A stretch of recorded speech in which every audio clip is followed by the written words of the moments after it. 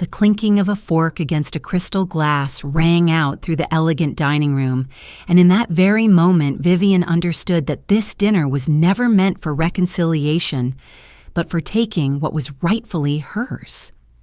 3 days earlier, Daniel, her only son, had called, with a strange tone unlike his usual self. "Mom, I'd like to invite you to dinner. There are some important things we need to discuss." On the other end of the line, Sienna's voice floated in sweet as wine. "I've been hoping to see you, too. It's been so long." Vivian had smiled, though unease stirred quietly inside her. Since Henry's funeral, her husband Daniel had rarely called, and Sienna had never made any real effort to be warm. Yet in the loneliness of a 68-year-old woman, sometimes a simple invitation was enough to soften the heart. That evening, they chose La Mer, where golden light shimmered on polished wooden tables and crystal glasses lined up as if in an advertisement. Vivian wore a pale purple dress and a pair of pearl earrings Henry had once given her. When Daniel opened the car door, she noticed his hands were no longer trembling from emotion, like the day of his father's funeral, but cold and dry, like someone rehearsing for a role. "You look wonderful," Mom Daniel said, his smile slightly strained. Sienna stood beside him in an amber silk dress that hugged her body, her expensive perfume hanging in the air, making Vivian's chest tighten. "That color suits you, Mom. It makes you look younger," Sienna said sweetly. Though her eyes were icy, they ordered the most expensive red wine on the menu. Daniel poured her a glass and spoke as if announcing good news. "Sienna and I have been talking with a few investors. They're very interested in Aurora Estate. They think we can turn it into a luxury resort. Our vineyard has the best location in all of Napa Valley."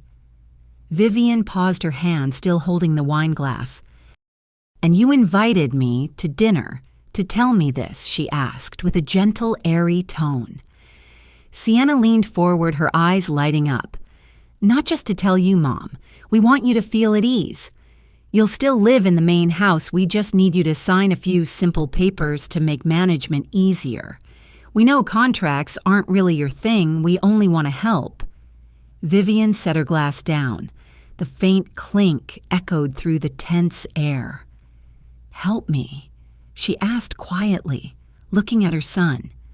"Your father and I built Aurora with our own hands for 40 years, every stone, every vine. You call this helping?" Daniel avoided her eyes, pretending to study the menu. "Mom, times have changed. Keeping a big piece of land just for grapes is wasteful. I'm thinking about what's best for the family. For the family, or for your wife." Her voice was low but sharp. Sienna gave a tight smile, still trying to sound polite. "Mom, I understand how you feel, but that land only exhausts you now. Let the younger generation handle things. Daniel and I will take care of everything transparently, professionally. You don't have to worry about a thing." Those words, wrapped in sweetness, cut deeper than any insult. Vivian glanced around the glittering lights, reflecting off the crystal glasses like hundreds of eyes staring at the wounded pride of a mother being pushed out of her own life. "Now you've already prepared the papers, haven't you?" she asked softly. Daniel hesitated, then nodded. "Just for you to look over. There's no rush." She said nothing. The main course arrived salmon with lemon butter sauce, its aroma rich and tempting, but she couldn't swallow a bite. Sienna spoke about investment packages, about a lakeside spa, about lavish weddings that would be held in the very cellars where Henry once aged his wine. Daniel nodded along, his eyes burning with ambition. Inside, Vivian pain surged like waves. Henry had once told her, if the day ever comes when people try to turn this land into a tool for profit, it means I've been gone too long. She clenched her hands until her nails dug into her skin, forcing herself not to cry. When dessert arrived, Daniel pulled a folder from his coat pocket and placed it gently before her. It's nothing complicated, Mom. Just a temporary transfer of ownership so we can handle the legal process. You'll still be the honorary owner." "Honorary owner?" she repeated, her voice trembling. "And you'll be the real one." The air grew thick. Sienna pressed her lips together. Daniel sighed. "Mom, I'm only trying to help. If you don't sign, the investors might back out. This is a huge opportunity." Vivian looked at her son, and in his eyes, once bright with wonder, every time she told him fairy tales, she now saw only the cold glint of steel. "So after tonight's dinner, you expect me to sign away the land your father left behind?" Sienna opened her mouth to speak, but Vivian was already standing. The chair scraped loudly, turning heads across the restaurant. She calmly draped her shawl over her shoulders, her hands trembling slightly. "We've said enough. When you finally understand what heritage truly means, come home. I'll still be there in the only place where love has not yet been priced." She walked away, her heels striking the marble floor like the pounding of a furious heart. Outside, the valley wind lashed her face, carrying the scent of ripened grapes. At the table inside, Sienna lowered her head and whispered, "So stubborn." Daniel didn't answer, his eyes clouded with a mix of shame and anger. As for Vivian, beneath the fading lights behind her, she walked on with a heavy heart. She knew that tonight marked the beginning of a merciless war between love and greed, between a mother thought to be fragile and the quiet power they had never imagined she possessed. That night, the wind from the valley swept fiercely through the vineyard rows, making the dry leaves rustle against one another. When the car stopped in front of the Aurora estate gate, Vivian sat still in the darkness for several minutes. The house lights were off, and the place that once echoed with laughter now held only the steady ticking of the wall clock, counting down to something ominous. She opened the door, and the scent of oak wood and old wine drifted out. Henry's portrait still hung by the entrance, his painted eyes seeming to look straight at her, neither blaming nor comforting, only silently watching. Vivian touched the frame gently and whispered, "You see it now. They want to sell even your soul." On the desk lay the stack of documents Henry had once kept: harvest journals, grape purchase contracts, everything neatly arranged. Since his death, she hadn't moved a thing. In that room, everything still carried the breath of the past, a world where love and faith remained untouched. She sat down, removed her pearl earrings, and the faint sound of metal touching broke the silence. Daniel's face appeared in her mind, his head bent over the paperwork eyes, calm but cold, as if that middle-aged man had never been the little boy who used to hide under the table waiting for his mother to tell him stories. The hurt spread through her chest, not because of the property, but because of the painful truth that her own son had forgotten where he came from. She opened the wooden cabinet, searching for Henry's old journal. The pages were yellowed, his handwriting even and slightly slanted. In the middle of the notebook, a small sealed envelope slipped out. On it, the words read, "Open. Only when you feel lonely in your own home." Her heart clenched. With trembling fingers, she tore it open. Inside was a folded sheet of paper written in Henry's familiar hand. "Vivian, if you are reading this, it means you are alone. Don't let anyone take Aurora. It's not just land, it is the witness of our love, the legacy for those who still honor their roots. I've transferred all ownership to the Aurora Women's Trust. You are the sole guardian. Do not disclose this unless you are left with no other choice." Vivian sat frozen, her eyes burning as tears rolled slowly down her cheeks. He had known. Henry, who claimed not to believe in greed, had understood human nature better than anyone.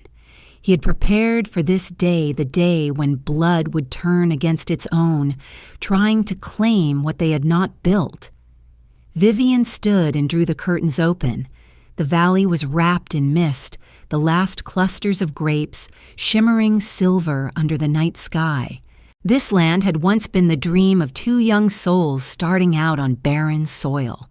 Henry had plowed the earth she had planted the vines, their hands dirty, their faces dusty, but their hearts full of faith. Now it all stood on the edge of being turned into a luxury resort where people would drink wine without knowing whose sweat and tears had nurtured it. The next morning, a knock at the door startled her. It was Leah, the florist, her gentle friend from town. She brought a bouquet of lavender and a few newspapers. I heard Daniel's been talking to a tourism company about selling the land.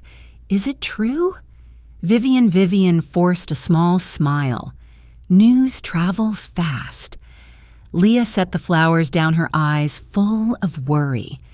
Do they think you'll agree people are saying there'll be a resort by the lake? Aurora will be gone. Vivian stayed silent, gazing out the window. The morning wind bent the vineyard rose, the rustling leaves, whispering like Henry's voice carried in the breeze. I won't let it disappear, she said quietly, even if I have to fight alone.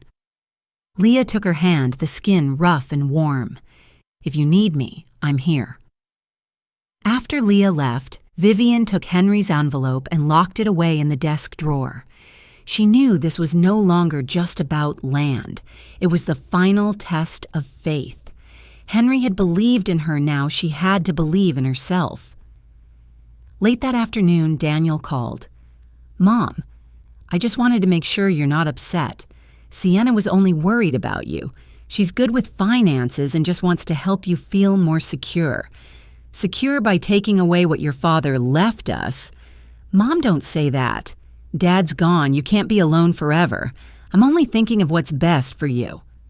Vivian let out a dry laugh, brittle as sun-dried grape skin. When you were a boy, you said you'd build a little house by the lake for me to retire in. Now you want to sell the whole lake. Time really does know how to change people.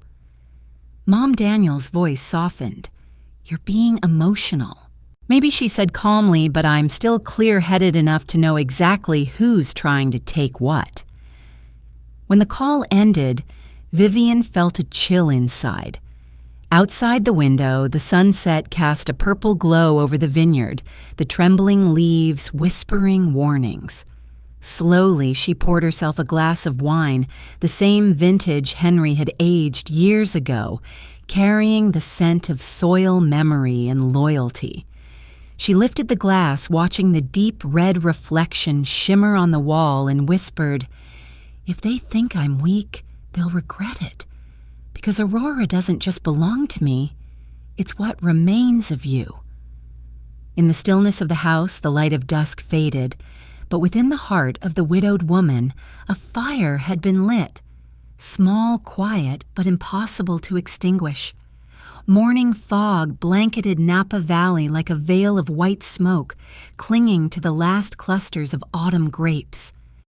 Vivian sat at the dining table, her tea growing cold, her eyes fixed on the piece of paper she had just found inside Henry's journal. The pale light filtered through the window, illuminating his handwritten words. Aurora Women's Trust, full custodianship, Vivian Hale.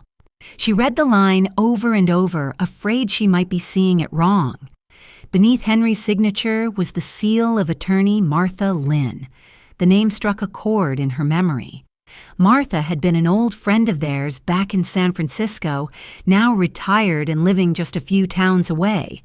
Henry had once mentioned asking her to help finalize the paperwork for Aurora, but Vivian had never imagined he'd gone this far. Her hands trembled as she picked up the phone, searching for Martha's old number in a dusty notebook. The phone rang 3 times before a familiar, deep, husky voice answered. Vivian. My goodness, how many years has it been? I just read about Henry's passing. I've been meaning to visit. Martha Vivian said softly, I need to see you today if possible. It's about Aurora and... Henry. The voice on the other end grew serious. I'll come. Don't say another word over the phone. About an hour later, a silver car stopped at the gate. Martha stepped out small but brisk, her cropped silver hair glinting in the light. Seeing Vivian, she simply said, "Henry always told me you were stronger than you looked. What's happened?" In the living room, Vivian spread all the papers across the table. Martha put on her glasses and read through each document carefully. When she reached the notarized page, she nodded. It's authentic. Henry established this trust 5 years ago, the Aurora Women's Trust. Its purpose is to protect the land grant, you full authority, and eventually become a community fund supporting women in agriculture. No one can sell or transfer this property without your approval. It's a very clever arrangement. Vivian leaned back in her chair, overcome with both relief and emotion. Henry never told me about this. I thought he had just left everything in words. He knew this day would come. Martha said quietly, "Do you still have the management certificate?" Vivian took the last sheet from the envelope. Martha smiled. "Then they can't touch anything unless you sign. But be careful. I suspect your son won't give up so easily." Vivian looked out at the vineyard swaying in the wind. Daniel isn't the boy I once knew. Sienna, his wife, she's the one pulling the strings. He's just the puppet. They came here sounding kind and gentle, but I could see the numbers spinning in their eyes. Martha nodded. "I've seen it before. Money changes people, but don't let the hurt make you reckless. You have the upper hand now." Vivian pressed her lips together, her eyes shining with resolve. "I don't want a war with my own son, but if they push me, I'll protect Aurora until my last breath. Henry would be proud of you," Martha said softly, her weathered hand resting on Vivian's shoulder. "He always believed in your strength." Later that afternoon, after Martha left, Vivian sat alone in the wine cellar. Dim light filtered through the rows of oak barrels, dust thick in the air. She pulled out the oldest bottle, Henry's first vintage, and poured herself a glass. The wine was rich and sharp-tasting, of memory itself. On the wall hung a photo of them taken the day Aurora was inaugurated. Henry, in a brown jacket, his arm around her shoulders, both of them smiling brightly. She stared at it for a long time, then whispered, "You left me more than land. You left me the faith that I can still fight." As darkness crept in, she heard the sound of a car engine from afar, familiar, steady. Through the window, the headlights swept across the iron gate. Daniel. She didn't turn on the lights. The knocking came loud and urgent. "Mom, it's me." Vivian walked slowly to the door and opened it just a crack. The car lights shone straight into her face. Daniel stood there flustered. "Mom, why are the lights off?" I called, but you didn't answer. I was worried. Worried about what? Her voice was calm. "I just wanted to make sure you weren't upset about yesterday. Sienna was sad seeing you leave like that." "Sad because I didn't sign. You mean Daniel avoided her gaze." "You misunderstood. We only want to help Mom. Aurora needs change. I've done the math. The land's worth a fortune now. Selling even part of it could give you enough to live comfortably for the rest of your life." Vivian folded her arms, studying her son for a long moment. "Do you really think I need money that badly?" "No, but you're not young anymore, Mom. What's the point of holding on to all this? Dad's gone. You can't manage it forever." "You're right," she said quietly. "I can't manage it forever. But your father thought about that before he died. He left Aurora to me so it would never belong to anyone who doesn't cherish it." Daniel frowned. "What are you talking about?" "You don't need to understand today," she replied, her voice steady but sorrowful. "When you finally learn the value of memory, we'll talk." She pushed the door slightly wider, letting the warm yellow light fall across her calm face. Daniel looked at his mother and saw that the fear and hurt from the night before had vanished, replaced by something stronger, unreadable. "Mom, I don't know what you mean, but if you stay stubborn, I won't be able to save Aurora from other people's hands." Vivian smiled, faintly weary but firm. My son. Some things don't need saving. They just need not to be betrayed. The door closed. Daniel stood there for a moment, then turned and walked back to his car. The headlights lit the dirt road before disappearing beyond the bend. Vivian turned back toward the table, her eyes resting on Henry's signed document. The words, Trustee Vivian Hale, glowed under the lamplight. She placed her hand over it, her heart trembling between fear and resolve. That night, the wind roared through the valley, carrying the scent of fermenting grapes and the first chill of winter. Inside the wooden house, the widowed woman sat upright at her desk, took up a pen, and opened a new notebook. On the first page, she wrote slowly, "If they think I'm weak, they're wrong. Aurora will never change hands, and from this moment on, I will no longer be silent." The next morning, the sun rose late, casting a pale, golden light through the dusty glass window. Vivian had been awake for hours but hadn't left her bed. She lay still, listening to the wind threading through the vineyard rows and the sparrows chirping on the porch. Everything felt strangely peaceful, yet inside her was a quiet storm of emotions, worry, anger, and sorrow all tangled together. Her phone buzzed softly. A message from Daniel read, "Mom, I'll stop by this afternoon. Sienna wants to talk again to clear the air." Vivian read the short line several times. To clear the air, for whom? For them, or for the one they had begun to treat as an obstacle. She set the phone down without replying. All morning she walked across the estate. Every grapevine, every wooden frame Henry had built brought memories flooding back. She remembered his words, "Grapes only yield good wine when the grower loves the soil more than the profit." Now her son was ready to sell that love for numbers on a page. By noon, the sound of an engine echoed at the gate. A sleek black SUV pulled up. Sienna stepped out first, a folder in hand, oversized sunglasses covering half her face. Daniel followed, his white shirt crisp and pressed. They looked less like a married couple visiting family and more like business partners arriving to close a deal. Vivian met them at the porch, her voice calm. "Come inside, it's about to rain." Sienna entered first, flashing a polite smile. "We brought some pastries you like and, just a few documents for you to look over. Nothing stressful, I promise." Daniel forced a smile but avoided his mother's eyes. They sat around the large wooden table in the living room. Vivian brewed tea, poured each of them a cup, and then sat across from them. Sienna laid the folder neatly on the table, speaking lightly. "You know, Mom, Aurora is in such a prime location right by the lake, just minutes from downtown Napa. A development company from San Diego wants to partner with us. If you agree to transfer the management rights, they'll let you keep a fixed annual profit share. You can still live here. No one will bother you." Vivian pressed her lips together at that last sentence. "No one will bother you," words sweet as honey but bitter as vinegar. "Do you know what your father went through to keep Aurora?" she asked, her voice low. Daniel hesitated. "I know he worked hard, Mom, but times have changed.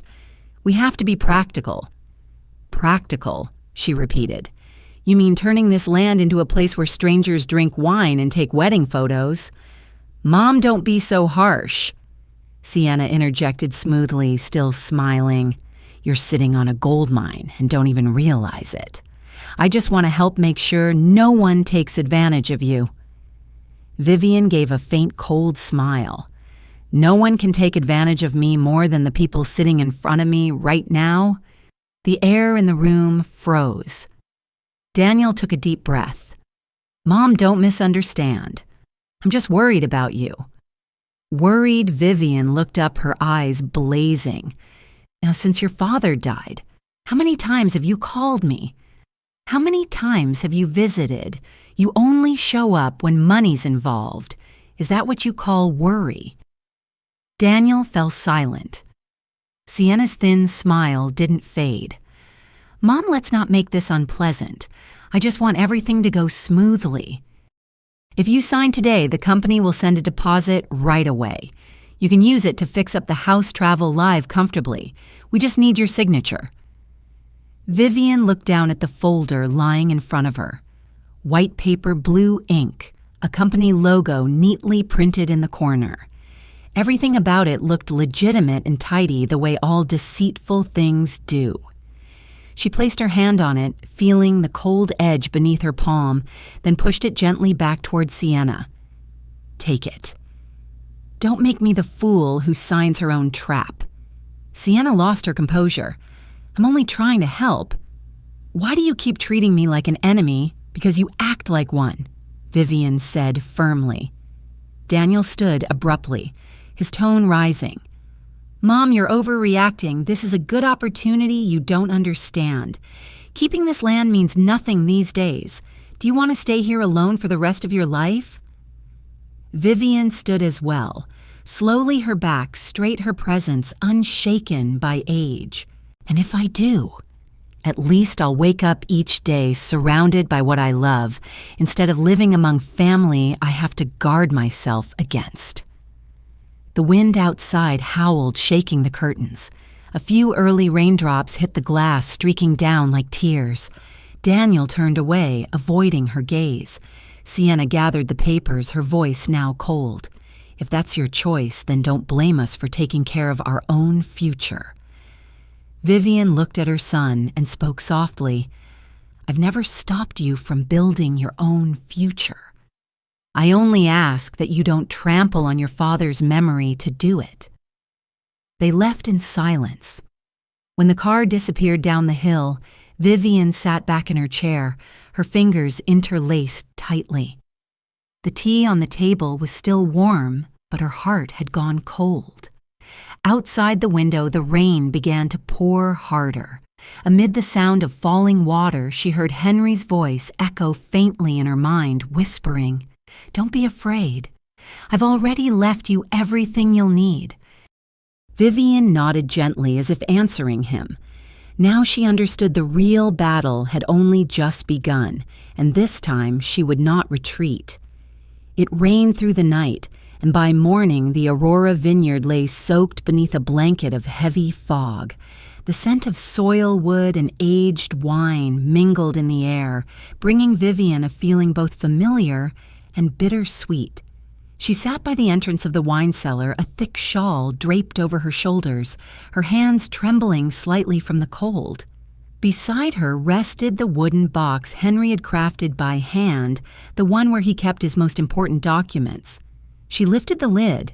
Inside, everything was just as he had left it, a lighter engraved with the initials H&H, a faded photograph, and a leather-bound notebook tied with a thin rope. Vivian flipped through the pages, Henry's handwriting still strong and clear, outlining his early plans for Aurora, and ending with a final note on the last page. "If anyone ever tries to trade Aurora's soul for money, remember the power lies in your hands. Do not be afraid, for this land will protect you just as you once protected it." Vivian closed her eyes. Tears welled up but did not fall. She could feel Henry's presence all around her, in the scent of wine, in the rhythm of rain soaking into the earth. The sound of a car engine in the distance pulled her back to the present. It wasn't Daniel this time, but the gray sedan of Martha Lynn. Vivian stepped outside, raindrops glistening in her hair. "I brought this for you, Martha," said, opening her briefcase. "It's a copy of the Aurora Women's Trust contract and the notarized confirmation. It ensures that no one but you can sign over ownership. If anyone tries to forge your signature, the law will stand with you." Vivian took the papers, her heart sinking with a mix of gratitude and dread. "Martha, I'm afraid they won't stop. Daniel has changed. He doesn't see me as his mother anymore, but as an obstacle." "That's exactly why you need to stay calm," Martha replied. "Don't let them know you have control. Let them believe you're weak. Let them reveal their true faces. When the time comes, you'll show them this." Vivian nodded slowly. I just hope I won't have to use it. I don't want to turn my family into a battlefield. Martha looked at her eyes filled with both compassion and resolve. But they've already fired the first shot, Vivian. Now it's time for you to protect yourself, not for the money, but for Henry's honor and your own. That afternoon, Vivian and Martha went down to the cellar to inspect the barrels. The cellar was built deep beneath the stone foundation, dimly lit by the soft glow of amber bulbs. They walked between the rows of oak casks, the sweet, damp smell of wine filling the air. Vivian rested her hand on one of the barrels engraved with the year of Henry's first harvest. That year, he just lost his job, she said softly, but he still smiled and told me that even poor men can create something richer than money faith. Martha listened quietly.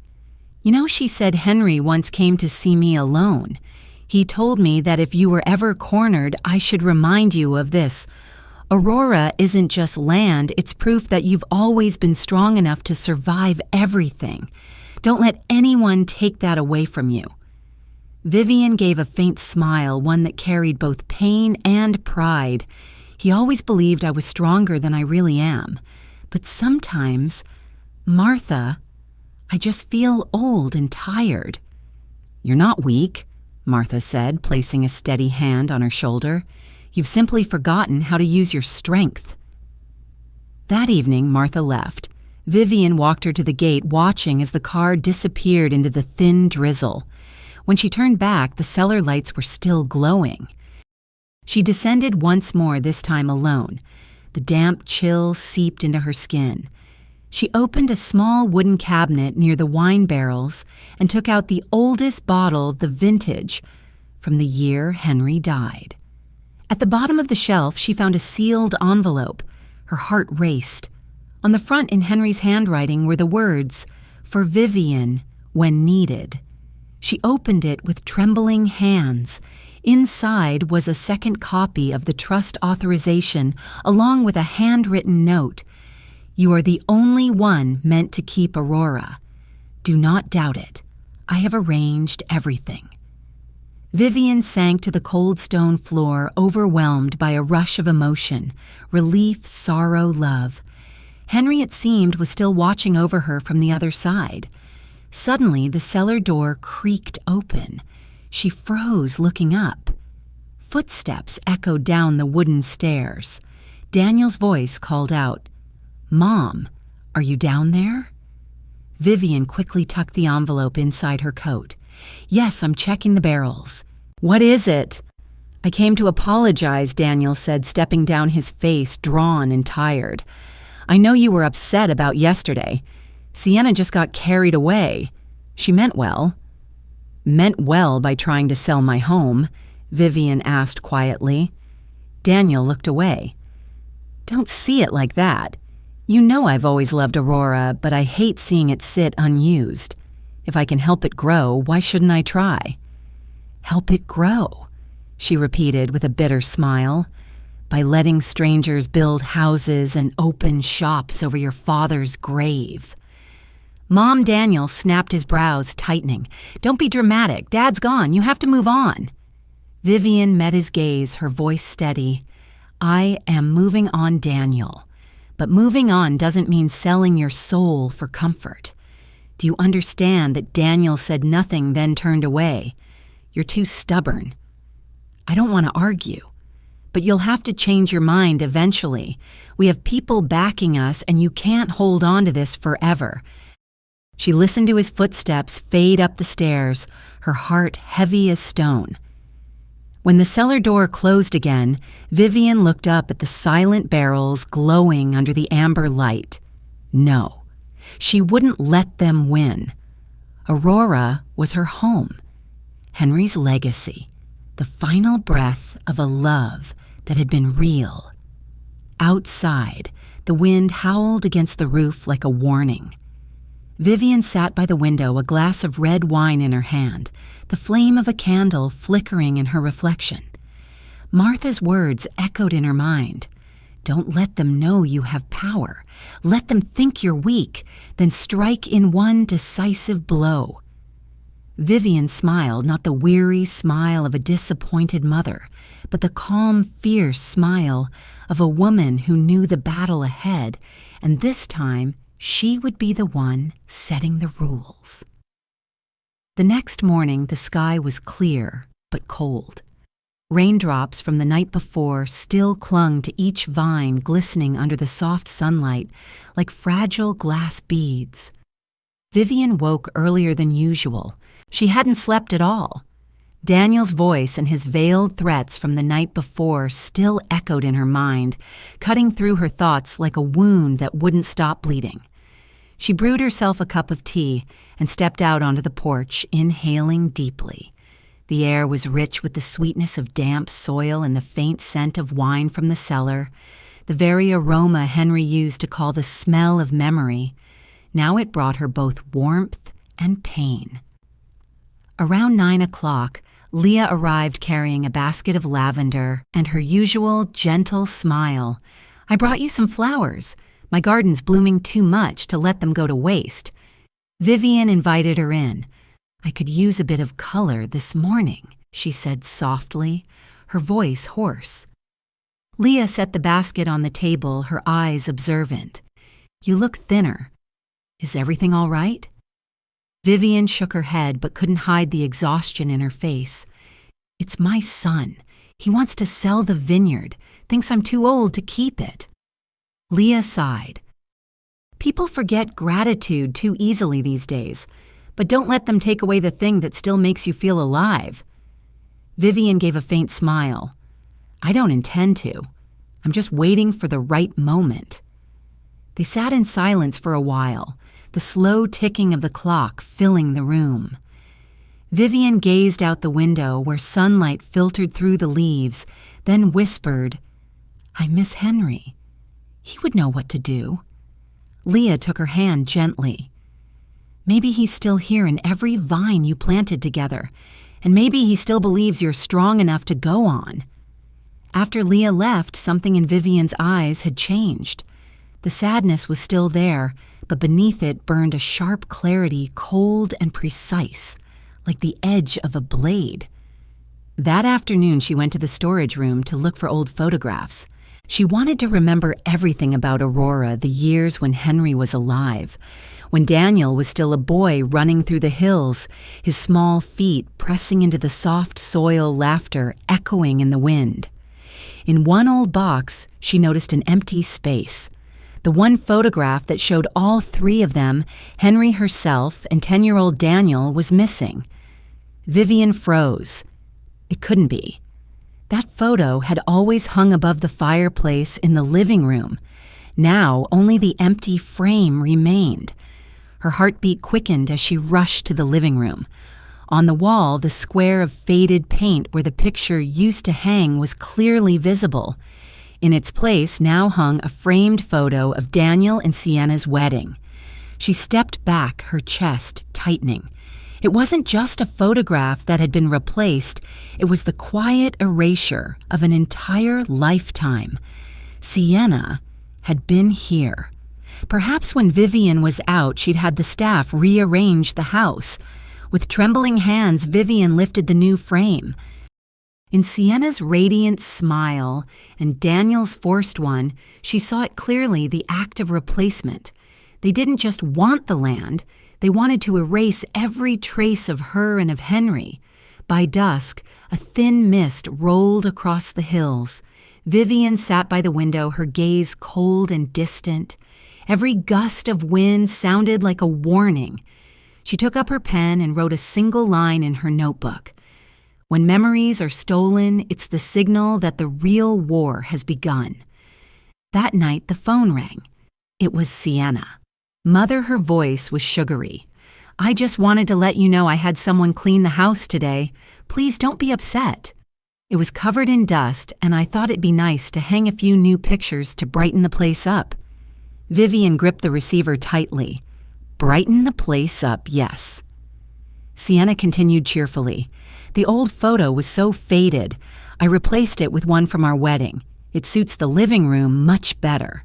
"Did you ask me first, oh mother?" Sienna chuckled softly. "I just wanted to make the house prettier. Our house, after all." "Our house," Vivian repeated, her voice hardening. "Don't call Aurora our house when you're the one trying to sell it." There was a pause on the other end, then Sienna's tone turned cold. "Mother, I think you're misunderstanding things. But if you keep this attitude, it'll only make things harder for Daniel. You should think carefully. Your son has a future to protect." Vivian gave a short, bitter laugh. "His future doesn't rest on my husband's grave, Sienna." She hung up her breathing sharp and unsteady. Her hand was still shaking, but her eyes burned with a new fire. The missing photograph was the final straw. That night, she unlocked the wooden cabinet in the cellar and took out every document related to the Aurora Trust. Candlelight flickered across the pages, the blue ink glinting faintly. She read each line slowly, deliberately, as if carving the words into her memory. On the final page, Henry had written, "When they forget who you are, let the law remind them." Vivian smiled faintly. Henry, it might be time. She blew out the candle, closed the cabinet, and in the thick darkness, her eyes glimmered with something that could only be called strength. The strength of a woman who has nothing left to lose. Aurora was under threat, but this time Aurora had a guardian. The night wind swept through the window, making the grape leaves rustle like a whispered promise, and there, amid the chill, Vivian understood the war had officially begun. On Monday morning, before the sun had even risen, Vivian heard the crunch of tires on gravel outside the gate. The dry, sharp sound sent a chill through her. She pulled the curtain aside and saw Daniel's black SUV. He was alone. No Sienna. The car door opened and Daniel stepped out, his face-stern phone in hand, his stride quick and decisive. There was a time when that walk filled her with pride, when she saw Henry's reflection in her son. Now all she saw was a stranger. When Daniel knocked, Vivian was already seated at the dining table, her teacup steaming gently before her, her expression calm, as if she had been expecting him. "Mom," he said, trying to keep his tone even, "we need to talk." "Sit down," Vivian replied, her voice steady, neither warm nor cold. Daniel took a seat, removed his glasses, and exhaled. "I don't want things to go this far, but Sienna and I are under a lot of pressure. The Aurora Retreat Project already has investors, and I can't back out now. If you agree to sign, everything will be easy. But if you keep being stubborn, we'll have to find another way." Vivian tilted her head slightly. "Another way? Are you threatening me, Daniel?" He flinched. "No, I'm just being realistic. There are legal routes we can take. If you can't prove full ownership, they can re-examine Dad's will. I don't want to go that far, but..." She cut him off, her voice lower now. "But you will, if you have to." Daniel fell silent. His mother's gaze pierced through him like glass. She stood and walked toward the window, the light spilling across her thin but unyielding face. "Daniel," she said slowly, "your father believed you'd grow into a man who wouldn't let greed blind him. You're betraying that faith." "Mom, this isn't greed, it's opportunity. Opportunity to lose your father all over again." Daniel clenched his fists, frustration rising. "I'm doing this for the future. Sienna only wants to help you live comfortably. You're old now, Mom. You should let me take care of things." Vivian turned to face him, her eyes cold and bright. "Son, I may be old, but I'm not foolish, and I've never needed you to run my life for me." He opened his mouth to respond, but his phone vibrated. The name Sienna glowed on the screen. He answered quietly, turning away, but Vivian heard every word, each one, slicing through the air like a blade. "Yeah, I'm here. No, she hasn't signed yet. But don't worry, she's weak. A little more pressure and it's done. Someone from the zoning office said they'll review the lakeside land next week. If we file early, it'll automatically fall under development rights. Once that happens, she won't be able to hold on to anything. Vivian froze her breath, catching. He didn't know she had heard. When Daniel hung up, she was back at the table, her tone calm as the wind. They're reviewing the lakeside property rights, aren't they? Daniel stiffened, panic flashing across his face. Mom, you heard that, every word. The silence between them cracked like glass. Vivian rose slowly and walked toward him. The morning light illuminated her face, revealing every line, every mark of time. But her eyes blazed with clarity, cutting deep into Daniel's soul. Son, she said, her voice steady, if you think I don't know how to fight, you're wrong. I've lived long enough to learn that people only lose what they're too afraid to protect. And I'm not afraid. Daniel lowered his head, his hands clasped tightly. Don't make this worse, Mom. I'm trying to secure the family's future. Vivian's voice softened, but her words struck like steel. A future built on lies will only crumble. Leave Daniel. When you remember what your father taught you, you can come home. But for now, leave Aurora. Daniel stood still for a moment, then turned and walked out quickly. As the sound of the car faded, Vivian leaned against the wall, her breathing uneven. The house was utterly silent save for the faint whisper of wind through the open window. She descended into the wine cellar where the familiar warmth of oak and wine surrounded her. Sitting at the wooden desk, she opened her notebook and wrote a single line. Now I know they'll strike. It's time not just to defend, but to fight back. That afternoon, she called Martha. I need you to prepare the documents to activate the Aurora Women's Trust. She said, her tone calm but firm. There was a pause on the line before Martha replied, Are you sure, Vivian? Once you sign the land, will never belong to anyone else, not even your son. Even better, Vivian said, her eyes fixed on the window. If necessary, I'll let Aurora belong to those who value it, not to those who would sell the love of the dead for profit. When she hung up, she looked out toward the vineyard. The sky had cleared the clouds, drifting apart to reveal a gentle golden light.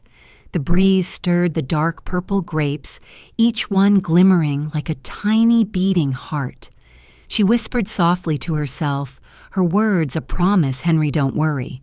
They've chosen their path, and I've chosen mine to guard this soul. Outside, the valley remained peaceful, but within Aurora, a fire had been lit, quiet, steady, and impossible to extinguish. The next morning, fog blanketed the hills of the vineyard in a soft white shroud. The air was so still that Vivian could hear the brittle snap of dry vines beneath her feet. Dressed in a long beige coat and holding a steaming cup of coffee, she stood on the porch, gazing out toward the lake below. Its surface was smooth as glass, reflecting the pale gray sky. It had once been Henry's favorite spot to read while little Daniel would run in circles chasing dragonflies. Now the scene was peaceful, yet hollow. The shrill ring of the house phone broke the silence. It was Martha. Vivian, I've reviewed all the trust documents. Everything is legally sound. You just need to sign to activate it. I can come by this afternoon to finalize things. Thank you, Martha, Vivian said. But I want this done quietly. No one can know, especially not Daniel or Sienna. I understand, Martha replied. We'll make it official and irreversible. When Vivian hung up, a thought struck her. It wasn't just about protecting the land anymore. She needed them to see she wasn't the fragile prey they thought she was. Something inside her, a part that had slept for years, stirred awake, clear, sharp, and ready. Around noon, she went into town. The locals still greeted her warmly, calling her Mrs. Hale of Aurora. In the flower shop, Leah was arranging lavender stems into glass vases. You don't come into town often, Leah said with a smile. What brings you out today?" "Something good, I hope." Vivian smiled faintly. "Not good exactly, but I think it's time to do the right thing." Leah tilted her head. "The right thing. To keep what's mine." Vivian said slowly, her tone calm but resolute. When she returned home, she went straight to the wine cellar. Light filtered through the small window, illuminating rows of dust-covered oak barrels. From the drawer, she retrieved the folder marked Aurora Women's Trust and placed it on the table. Beside it lay Henry's old fountain pen. Her hand trembled slightly as she opened the first page. The words, Aurora Women's Trust founder Henry Hale, trustee Vivian Hale, glowed softly under the light. She held the pen and paused for a moment. In her mind, she could almost hear Henry's voice, deep and gentle. "You once said you didn't believe you were strong. Now prove me wrong." Vivian smiled faintly, then signed her name. The ink flowed smooth and decisive. Each stroke felt like closing one chapter and opening another. That afternoon, Martha arrived. They sat together in the living room, the documents neatly arranged on the table. Martha reviewed each page carefully before looking up. "It's done. From this moment, Aurora officially belongs to the Aurora Women's Trust. No one can sell, mortgage, or transfer it. It's now a charitable property, and you are its lifelong guardian." Vivian nodded, her expression serene. "Good. That means it's safe." Martha gave her a long look. "I know this wasn't easy, but you did what Henry wanted and what you needed to do." Vivian replied softly. "Henry always said that keeping the soul of this land matters more than keeping the money. Today I finally understand what he meant." By late afternoon, when Martha left, a light drizzle began to fall. The wind from the lake carried the scent of wet grass and earth. Vivian stood by the window, staring out at the fading light. On the table, the signed papers were sealed in an envelope. She placed it in the secret compartment beneath the cabinet, the same place where Henry had once hidden the first sketches of the vineyard. Around 7 o'clock, the phone rang again. This time, it was Sienna's voice. "Mother, I heard you've been meeting with that old lawyer again, Martha Lynn Wright." Vivian hesitated. "Who told you that?" "Oh, I have a friend at the notary office in Napa. They said they saw your name in the archives." "What are you up to?" "Nothing," Vivian replied evenly. "Just reviewing your father's old documents." Sienna chuckled. "That's good. I just wanted to make sure you're not being taken advantage of. A lot of people use so-called trust funds as scams these days." Vivian caught the deliberate stress on the word trust. She knew Sienna suspected something. "If you're worried about me, then let me be," she said quietly. Mother Sienna's tone softened. "Please don't make things more complicated. Daniel's under so much pressure. If you keep holding on to Aurora, I'm afraid it'll break him. He says you've never really trusted your own son." Vivian gave a faint laugh. "Trust, my dear. Some people don't deserve trust, and some things should never be sold." "Do you understand that I understand one thing?" Sienna replied coolly. "This world doesn't favor the weak. The slow get eaten." "Then good luck," Vivian said and hung up. She sat in the dark, listening to the rain tapping softly against the tin roof, steady and relentless. She knew that after this call, Sienna would make her move. Rising from her chair, Vivian opened the drawer and took out the one old photograph. She still had Henry and her standing before the first row of vines. She set it on the table, gazed at it for a long time, and whispered, "Henry, they'll come for it, but this time I won't hide. I'll show them who gets to write the ending of this story." Outside, the rain fell quietly, and inside the wooden house, nestled in the Napa Valley, a woman was preparing to step into a new role, not as the mother who endured, but as the guardian of her own legacy. On Sunday morning, the church bells in town rang softly, their echoes melting into the misty dawn.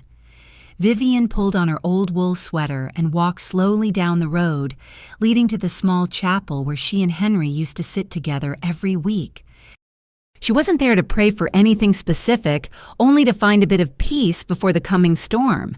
The church was more crowded than usual that day. The townsfolk filled the wooden pews as sunlight streamed through the stained glass windows, casting long, colorful ribbons of light across the floor. Vivian sat in the last row, her hands clasped, eyes fixed on the cross above the altar. Pastor Benedict's deep, raspy voice began the service with a line that would stay with her forever. Forgiveness is not surrender. God teaches us to love, but He never told us to hand our house keys to those who wish to steal from us. Vivian closed her eyes. Those words pierced through the fog inside her heart, striking precisely where pain and faith met.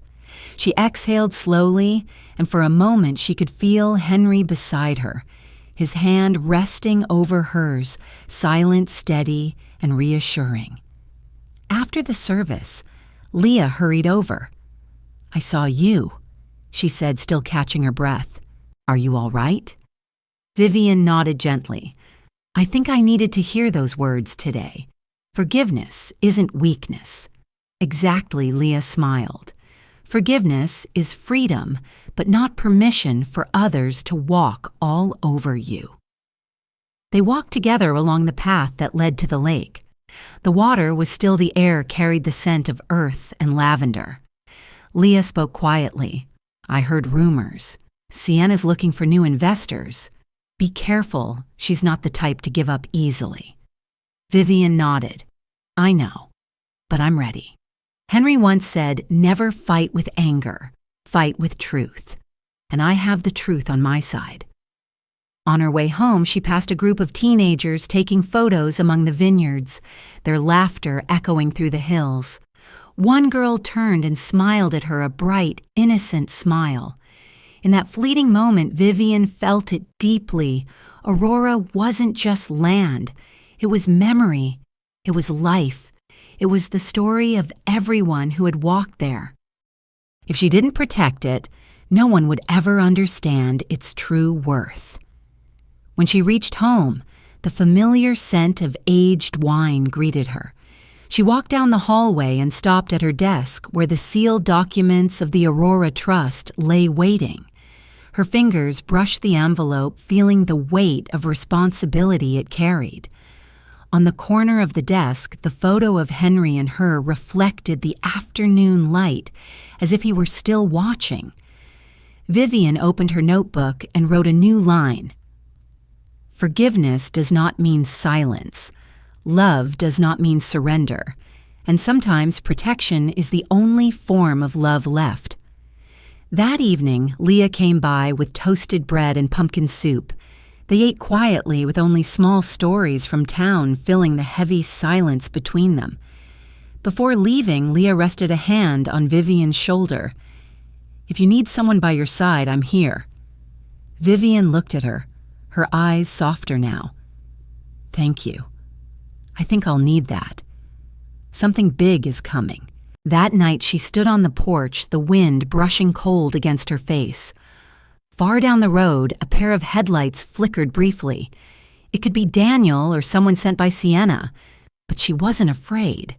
Instead, a strange calm filled her, the realization that she had finally reached a version of herself she had long forgotten, clear, strong, and no longer bound by blind affection. Before stepping back inside, she turned to the vineyard. Thousands of dark purple grapes trembled in the night breeze, glinting faintly in the dim light. She whispered, "Henry, if you can hear me, stay close." Aurora is about to rise, and so am I. In the little wooden house on the hill, a single golden lamp stayed lit through the night. The 68-year-old woman sat before her wooden desk, writing a letter to herself, her handwriting trembling but firm. "Tomorrow they will come, and I will be ready." The next morning, the sun rose brilliantly after days of gloom. The air was unusually crisp, as if nature itself was holding its breath before the storm. Vivian woke early, tidied her desk, and carefully organized the Aurora Trust documents into a leather envelope. Every movement was slow but deliberate, like a ritual before a battle she had long prepared for. Around 9 o'clock, the phone rang. It was Daniel. "Mom, Sienna and I want to come by today. We need to talk one last time." His voice sounded both weary and determined. Vivian simply replied, "All right, I'll be here then," set the kettle on the stove, and calmly brewed tea. By noon, the familiar black SUV stopped at the gate. The wind from the hills rattled it slightly.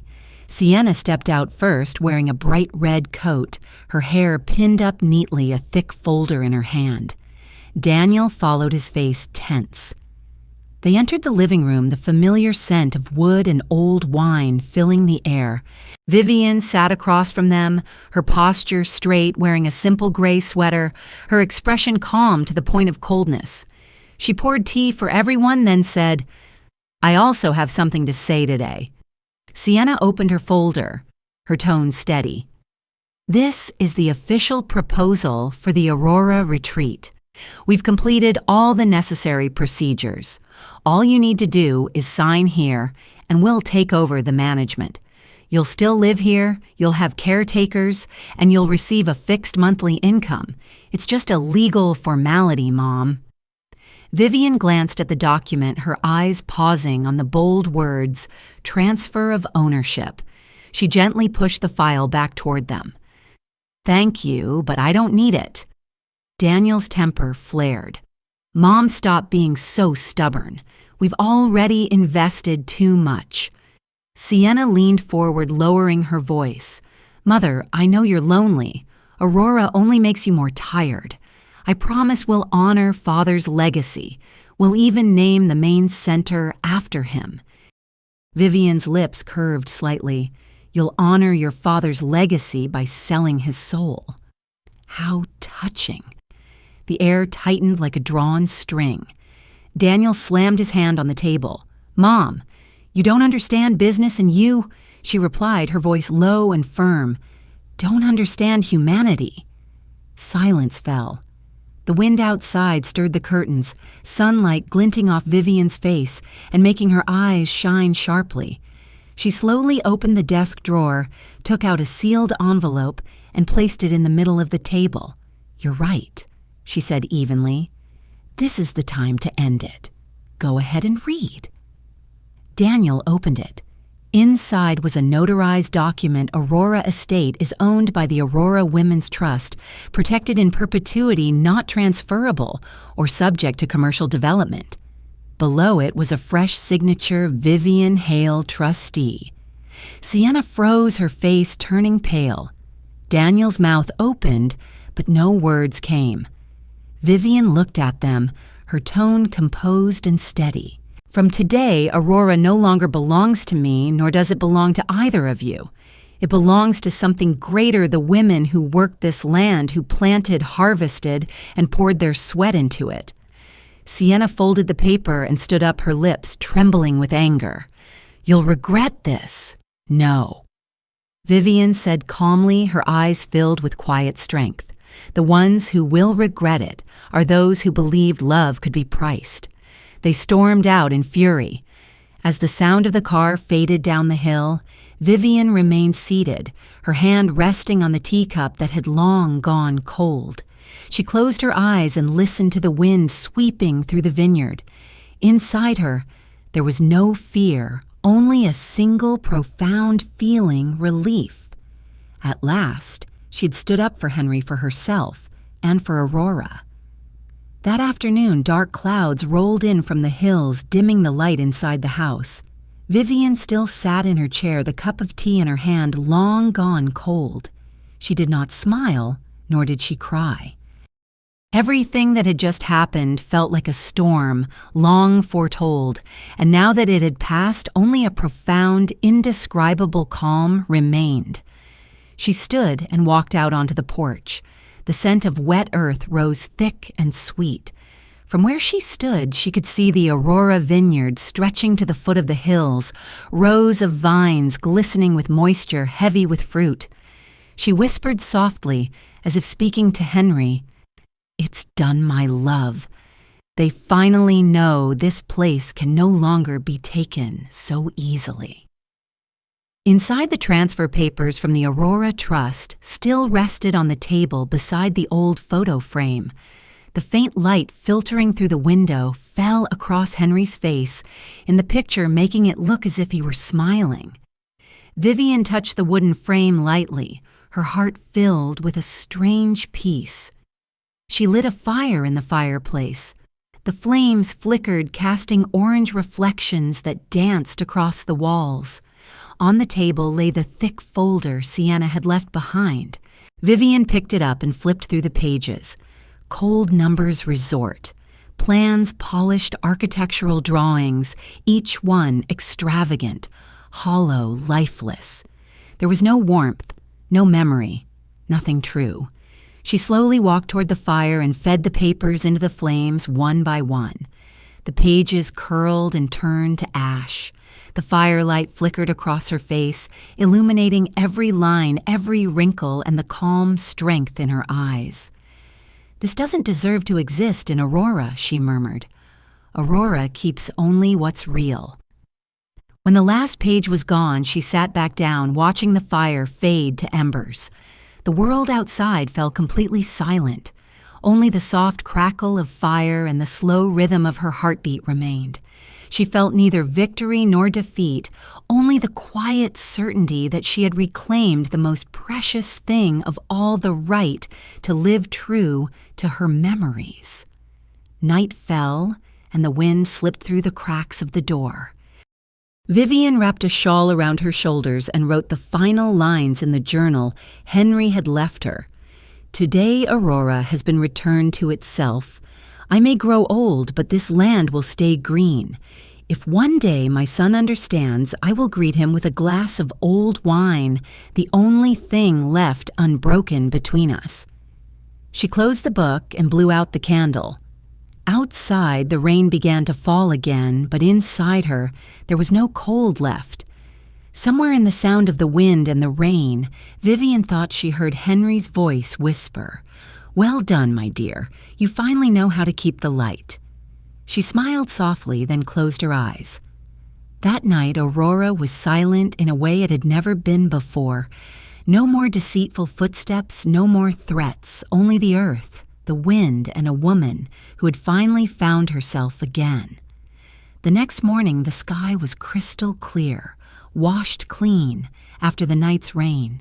The early sunlight shimmered across the surface of Aurora Lake, turning the water into a sheet of silver. Vivian opened the window and took a deep breath. The air was fresh, scented with ripe grapes and damp wood. For the first time in months, her chest felt light. She brewed a fresh pot of tea, poured it into a white porcelain cup, and sat by the window. On the table lay Henry's old notebook, already open to the final page where she had written her words the night before. Beside it were the ashes of Sienna's folder, the papers now reduced to black dust, though among the ashes she noticed a few golden fragments from the cover's edge. Vivian smiled faintly. "We've won Henry in the way you always wanted, not with shouting, but with steady silence." A knock sounded at the door. It was Leah holding a basket of warm bread and a bunch of fresh lavender. "I heard you were up late again," she said with a gentle smile. Vivian took the basket, thanked her, and invited her in. "It's all settled." "They won't be coming back." Leah sat down, her eyes lighting up. "You really did it, didn't you?" Vivian nodded. "Aurora now belongs to the community trust. No one can sell it, not even me. It will live on to help other women just as Henry once dreamed." Leah's face brightened with joy. "Then Henry can finally rest easy. And you should think about yourself now. Live, Vivian. Don't just exist." Vivian was quiet for a moment, then said softly, "I will live, but differently. No longer as the woman waiting for her son's pity. I'll teach them what value truly means through action, not words." The two women spent the morning tidying the living room. Leah rehung the old photo, the only surviving picture of Henry and Vivian standing before the first row of vines. When the photo returned to its rightful place, the sunlight fell across their young faces in the frame. Vivian stood still, her eyes glistening. Now this house is as it should be again. At noon, Martha called. "Vivian, I just received a letter of gratitude from the Trust Administration. They admire how you protected Aurora, and I heard Sienna is under investigation for investment fraud." Vivian was silent for a moment, then spoke softly. "I'm not happy about it. I just hope she learns that greed will never triumph over truth." By late afternoon, the golden sunlight spread across the vineyard. Vivian put on her coat and walked along the narrow path between the grape rows. The breeze brushed through her hair, carrying the rustling whispers of Aurora's leaves. She stopped by the lake where Henry used to sit every evening, the sunlight glinting off the water like a mirror of time. Her voice was low but full of life. "Henry, I kept my promise, but now I want more. I want Aurora to be a place where people rediscover faith, especially women who were once seen as weak like me." A strong gust of wind rippled across the lake, and Vivian smiled, feeling as though Henry had answered her. In her heart, she no longer felt alone. Returning home, she opened the cellar and took out the oldest bottle of wine, the first vintage. Pouring herself a glass, she raised it slightly and whispered, "To Aurora, to Henry, and to the women who know how to hold on to what they believe in." The last light of the day caught the wine in her glass, reflecting a rosy glow. Vivian closed her eyes and tasted it, savoring the richness of the earth of time, of memory. There was no bitterness left, only sweetness. That evening, in the small wooden house nestled in Napa Valley, the woman who had weathered every storm sat quietly by the window, her eyes reflecting the lake, shimmering under the moonlight. In that place, Aurora and Henry still lived, in every breath, every speck of dust, every whisper of the wind, and in the heart of the woman who had learned that holding on to the past is not about clinging to it, but about understanding that true love, when guarded by faith, can never be sold. A week later, Napa Valley glowed under the first light of summer. The vines had begun to sprout tender green leaves, soft and full of promise for a new season. Aurora Estate was no longer the quiet land where only the wind once spoke. This morning it was alive with energy. Several older women from town walked through the courtyard carrying boards, papers, and bundles of wildflowers. Vivian stood on the porch, sunlight glinting off her silver hair. In her hands was a new wooden sign engraved with the words, "Aurora Women's Foundation, a light for new beginnings." Leah approached holding a bucket of paint. "I still can't believe you pulled this off in just a few days. Last week it was a threatened vineyard, and now it's a gathering place." Vivian smiled gently. "When people know exactly what they're fighting to protect, things move faster than we think." She looked around. The estate felt alive again. In the courtyard, gray-haired women chatted and laughed, some arranging chairs, others setting flowers or baking bread. A few young women from town had come to help. No one was being paid. They came because they believed, because they wanted to belong. When the clock struck 10, Vivian stepped onto the small wooden platform once the table Henry used for winemaking. A soft breeze passed, stirring the hem of her dress. She took a deep breath, her voice steady but warm. "Thank you all for coming here today. I know each of you carries your own story, your own loss, your own dream that might have felt long gone. Aurora once belonged to my family, but today I want it to belong to all of us, to every woman who refuses to let the world define her by her age or her pain. The crowd watched her intently, some with tears in their eyes. My husband Henry used to say, "The land only stays green when someone believes it can bloom." And today I believe. I believe in the hands calloused by work and the heart still brave enough to start again. The Aurora Women's Foundation will use all the resources of this vineyard to support women in our community, teaching skills, financial management, and most importantly, how to love themselves again. Applause rose, not loud, but full and heartfelt. A few women walked up to embrace her. Leah, standing nearby, blinked back tears. "You didn't just save Aurora Vivian," she said softly. "You saved us, the ones who thought we had no value left." As evening fell after the gathering, everyone sat around a long wooden table outside.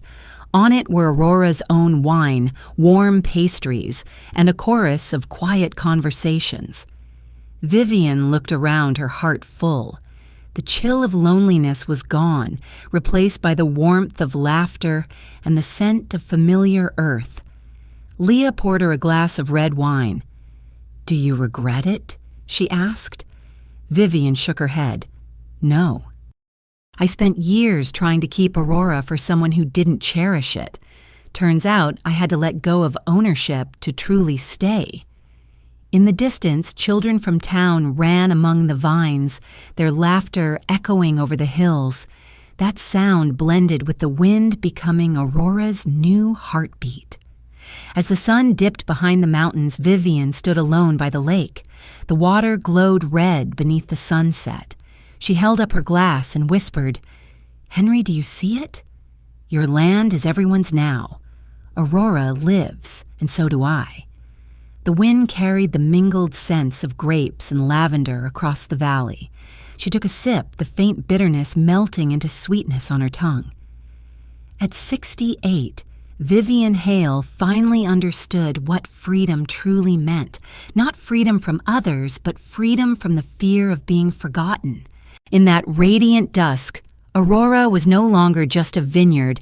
It had become a symbol of resilience of women once thought fragile, who always find a way to begin again, even after their hearts have been broken.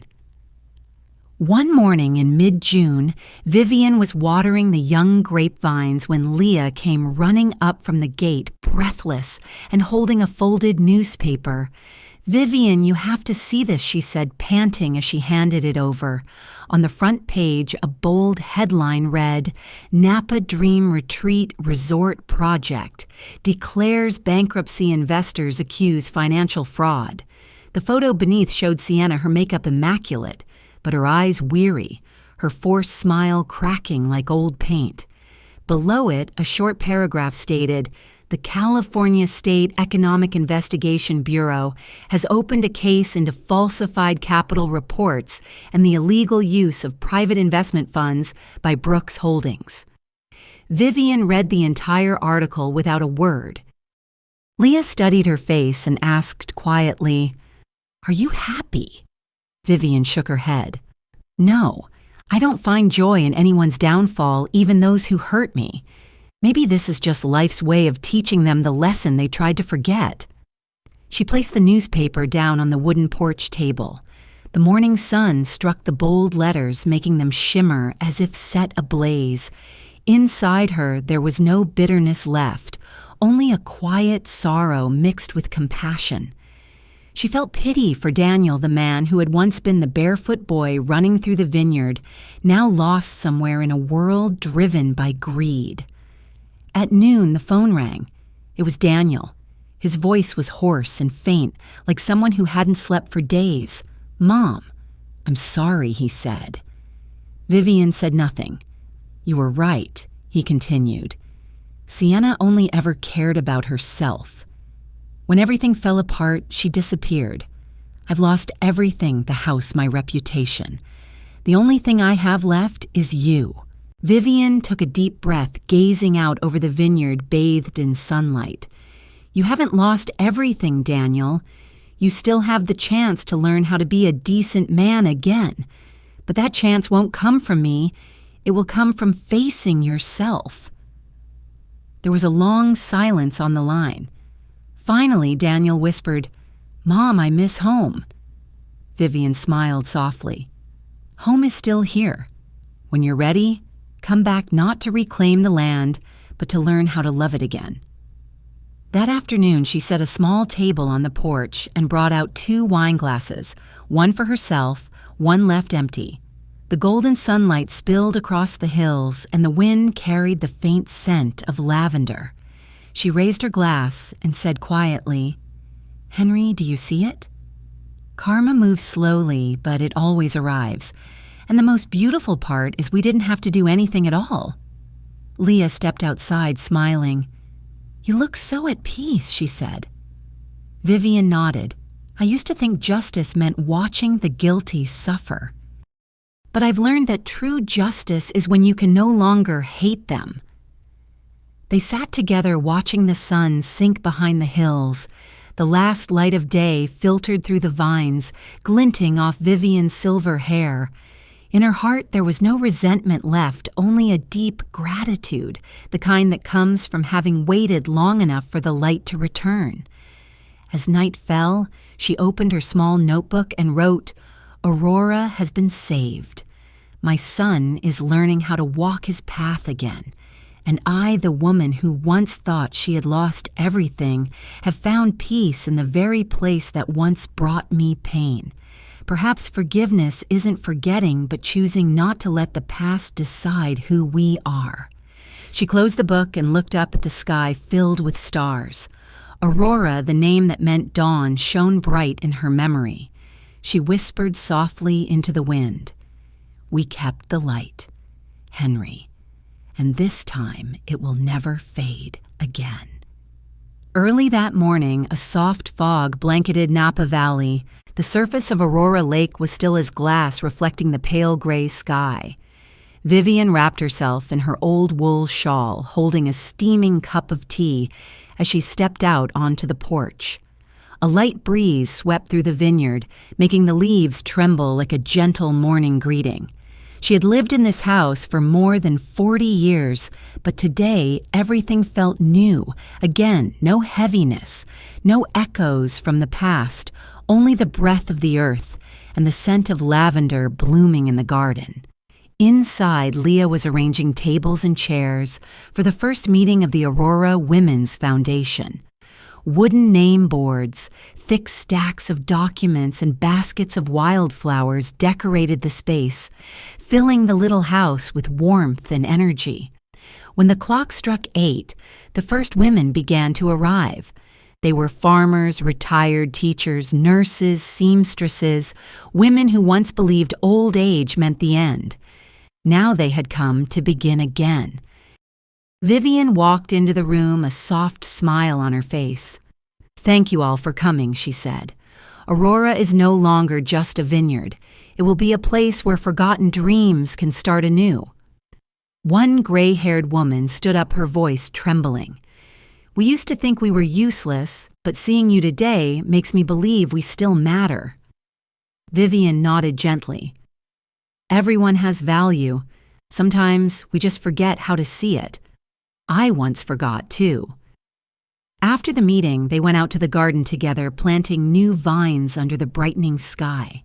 Laughter echoed across the hillside. The air felt light, filled with hope, so different from the heaviness that used to hang over this place. Leah snapped a few photos, teasing, "You should post these on the Foundation's website. People need to see how strong and beautiful we still are." Vivian laughed softly, "As long as they see the truth that we still know how to love life."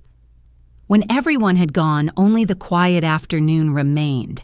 Vivian sat alone on the porch, the breeze carrying the faint aroma of wine through the air.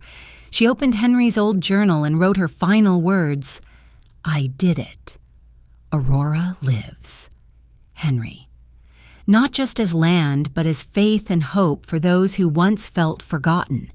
If there is another life, I wish to begin it here among the sunrise and the young vines. She set the pen down and lifted her eyes to the horizon. The golden light of dusk draped over the hills, reflecting softly on her face. her eyes shimmering like those of a younger woman. A voice rose inside her heart, slow warm like a final message. If someone once made you feel invisible, remember this. You are only waiting to be seen, starting with your own eyes. No one can extinguish the light in the heart of someone who knows how to love, to cherish, and to rise again. She smiled and closed her eyes, letting the wind move through her hair. In that moment, Aurora shimmered under the sunset, as if the earth itself were whispering gratitude to the woman who had learned how to turn loss into a new beginning. And if anyone hears this story, let them share it so that light can travel farther. And those who have lost their way will know dawn always comes, as long as we have the courage to wait for it.